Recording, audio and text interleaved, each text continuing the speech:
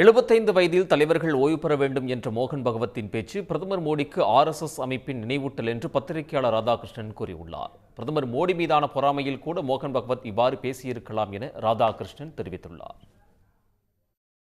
மோகன் பகவத் என்ற ஒரு நபர் நிச்சயமாக மோடி மேலே பொறாமையில் தான் பேசியிருப்பார் என்று நான் கருதுகிறேன். என்றால் இவருக்கு மேறத்தால் 75 வயசாக போகின்ற ஒரு தருணம்.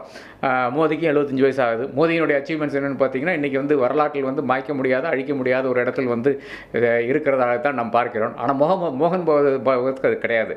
History will not remember him, but history will definitely remember Modi. இந்த விஷயங்களுக்கெல்லாம் தான் ஒரு வேளை இப்படி பேசியிருப்பார். தெரியாமல் பேசவில்லை.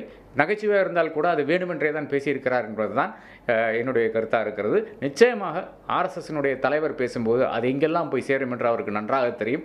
அதை தெரிந்து தான் பேசியிருக்கிறார். உடனுக்குடன் செய்திகளை தெரிந்து கொள்ள சன் நியூஸ் பெல் ஐகானை கிளிக் பண்ணுங்க.